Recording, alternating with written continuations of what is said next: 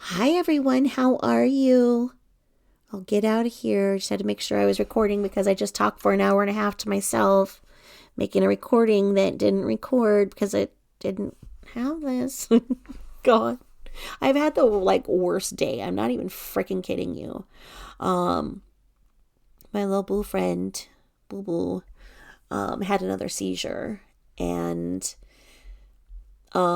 it's been 2 years since he's had his last seizure, and we identified that it was the treats that he was eating because I went through everything I had done in that day and um for the first seizure, and then I put it together and I was like, wait a minute. I had given it, so when I went to go and give him more treats, or the Temptations treats.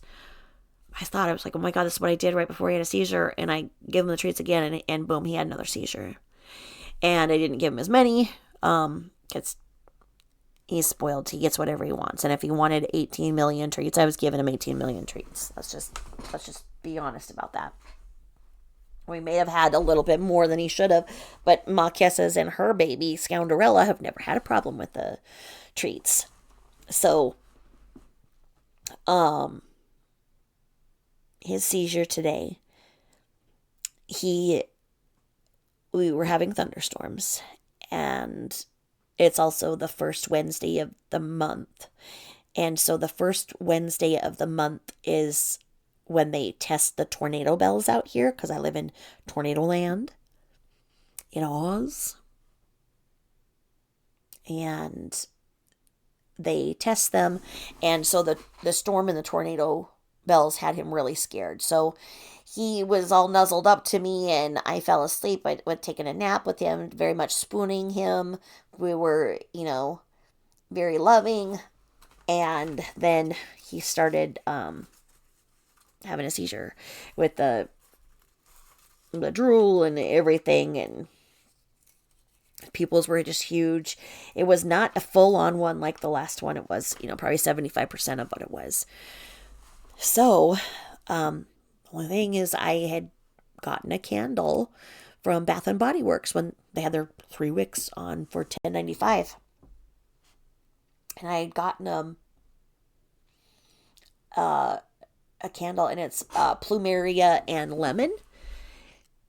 And I thought it smelled so good. I turned it on before I went to sleep.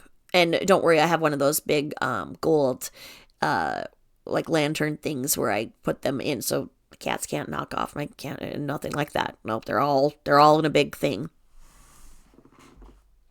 So that was on, and that's the only thing I can think that might have caused it, because that was the only thing different.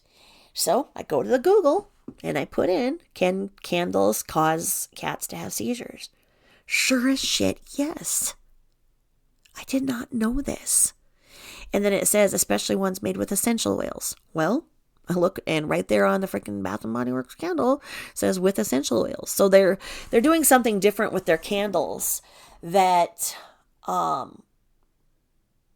because I've never had a problem with it in the past, and this is a combination of two. Um, but as I was reading, it goes into more, and it's like the things that cats are really allergic to, like oh God, I can't remember all of them. But if they're in candle form, that smell can cause that too. So Google it, check it out. That candles can too. So be careful with your little ones, especially if you have birds. Birds, a lot of birds have died from the strong scented stuff that warms. That is wax that warms. That has been implicated in people saying that it caused their bird to not survive. And so the same thing is for cats, as they have a smaller, system. So, I mean, that's the only thing I'm hoping that's it, because that's an easy solution and we can deal with that. But so that was just one of my things that happened today. It was just a really intensely chaotic bad day. Just everything that could go wrong went wrong. It was like one of those days where you have a flow chart and you go to do something and then this doesn't, it was just that. And I mean, just freaking everything. Like, I made enchiladas. And well, okay. Well, the tortillas weren't thawed. So, okay, I had to freaking get them ready. And then it's just, like I say, everything. I go to get a can of refried beans, and what do you know? They expired. I go to the next can, expired. Go to the next can, expired. Go to the next can, expired. 4 fucking cans of refried beans, all expired. And so I finally find one. I find the 5th can is not, it expired in December, and I'm still alive here. It's been 5 hours, so I'm alive from eating the expired refried beans. But I'm stirring in the pot, and I'm going, why are there black chunks in my refried beans? Frickin' Teflon from the pan was coming off in them. So I had to scoop out the flakes of the frickin' Teflon to get the expired ass beans. It was just one of those days. I mean, honestly, I won't even tell you all the things that have happened on this day. So anyway, I found out a little scoop about Michelle, and I need you guys to explain to me, because I have missed this episode apparently. And I don't understand what I'm looking at exactly. Now, Mocking Media is awesome. They hit 2,000 subscribers, and I'm so proud. Keep going and subbing up to them. Their videos are great. They've got that wonderful, sarcastic sense of humor, and I just love them. So let's do a little intro with them while I pull up the documents that I want to talk to you about with Michelle being on bail. Let's just say that right now. She's on bail because she's getting charged, and it's not for what you think.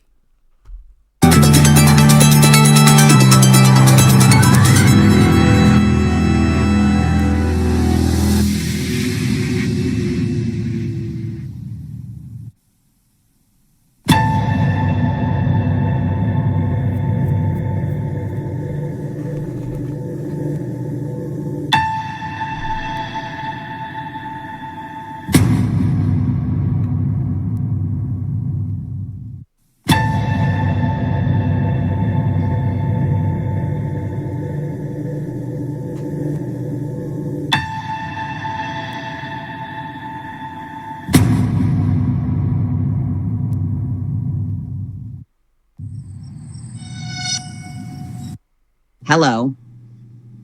My name is Taylor, and I'm 65 years old. For the last 44 years, I've been an awesome fucking hoarder. Now, I'm not... And we'll leave it at that, okay? We'll do the video just like that. So, okay, what I found is that Michelle has an appearance bond contract. And it says that the bond type is of their own recognizance. I'm not smart enough to put up the documents, you know that, so I'm going to narrate what I have here. And, okay. So it says bond, and it says that Michelle is on a bond sum of $1,172, approved by the sheriff, okay? Now, what I don't know, because it says total amount of bond, $1,172. I always thought, well, typically it seems that you have to pay 10% of what your bond is. So, like, seeing this, I would have thought that, okay, she was given a bond of $12,000 and had to post 10% of it to be able to get out of jail. But it doesn't say that. It says the total amount of bond is $1,172. Now, the other thing is it doesn't have like a bondsman or anything like that listed. It has her listed as the principal in security. And listen to this. You guys will have to explain to me if this is correct. Because it says that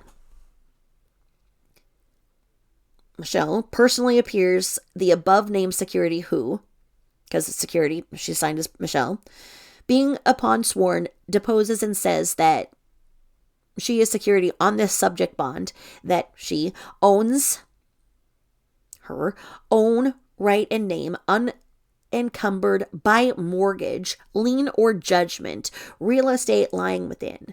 The county described as with a net equity of $0, representing the amount of said bond. Security affirms that there are no other claims against said property not disclosed herein.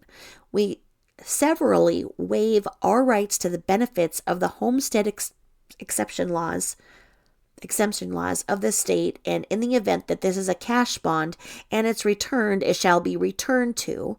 And it has her mailing list there that we all know is in Hamilton, Georgia. This is a public document. I am not doxing. I'm talking about this. So it has her address. And it has that as the principal's home address. She put her business addresses there as well. And then it has the security address as her address as well. Now, this was done last August. So on August 24th of 2023, this was done. And it says, as the surety of this bond, I've read the surety responsibility that was given to me, and I fully understand my responsibility of the surety of this bond. Here's my problem, is that it says that this property is owned outright in name, unencumbered by a mortgage. Well, we know that there's a mortgage on that thing and not much equity is going to come out of it. But it looks to me like she was able to say, I put my house down as equity for my bond. Is that done? Is that how this is done in Georgia? I need you guys to explain that to me.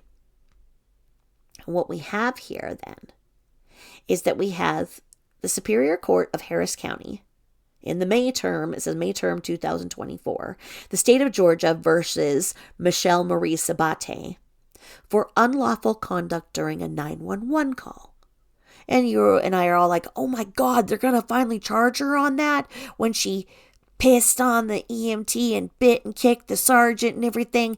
And it was just dismissed as, oh, little Shelly didn't take her meds that day and didn't get charged with anything. Oh no, this is a whole different 911 call that she's being charged with unlawful conduct during. And not even the other one you're thinking of. This is a whole different one.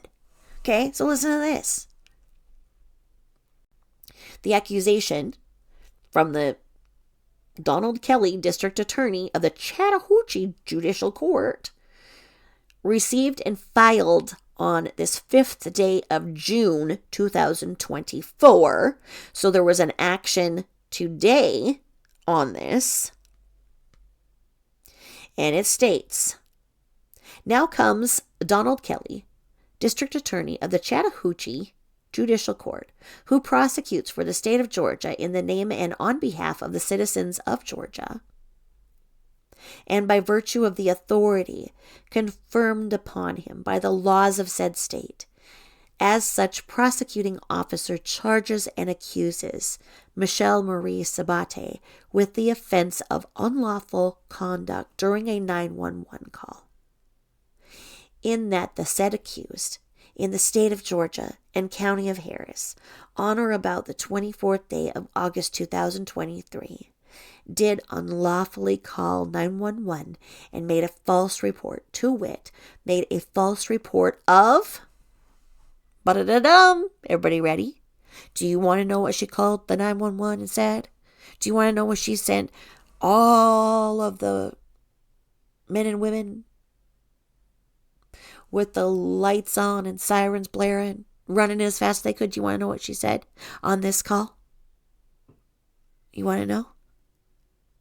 This bitch said that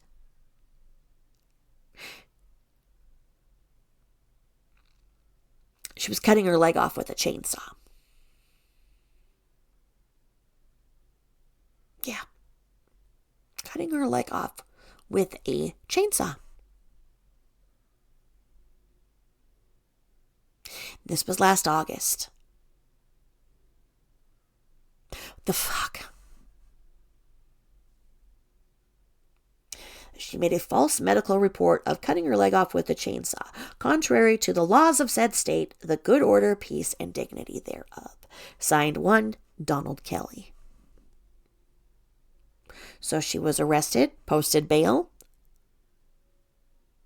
looks like put her property up, or ETN's property up. So now does ETN even know that there's this bond against the property? I cannot believe this. It's disgusting. And it says that, so then the accusation, it's just basically a template, and it says this day of, and it says the defendant waives indictment by grand jury, formal arraignment, a copy of the bill of indictment and list of witnesses, and pleads as follows. It has that she can plead guilty or not guilty, and it does not show one has been selected. It has her name, and it's blank for counsel as well, so she doesn't have an attorney for this. It is stated on record. And then it has the thing, and it's like, we, the jury, find the defendant, Michelle Marie Sabate, as to the following counts of count 1, unlawful conduct during a 911 call. So they have the template all out there as they are getting ready to go to trial with it, is what it looks like. So that's what I have. I don't know anything else. I don't know if she's been hiding this and it's been going back and forth and she's been putting on the back burner, and now they're like, okay, well, we're going to, try you in a court of law, trial by jury, and this is coming up. But this isn't even her DUI stuff. This is from last August, that she called 911 and said she was cutting her leg off with a chainsaw. Last August. The fuck? How? Why? What? What is she doing? The fact that they are getting ready to file charges is good because, well, she's already been convicted of, 8 DUIs, and it hasn't affected her anyway. But it's a small step towards justice. I don't know what she's going to be charged with. I don't know. It doesn't say what the possible punishment is in this. This is all I've got. You guys are going to have to tell me if I've missed a chapter here. If I'm reading this right, that you can do a property bond. Either way. Guys, gotta let me know in the comments. Let me know what's going on. And I hope you're all well, enjoying the summer. And I will talk to you all soon. Thanks for listening.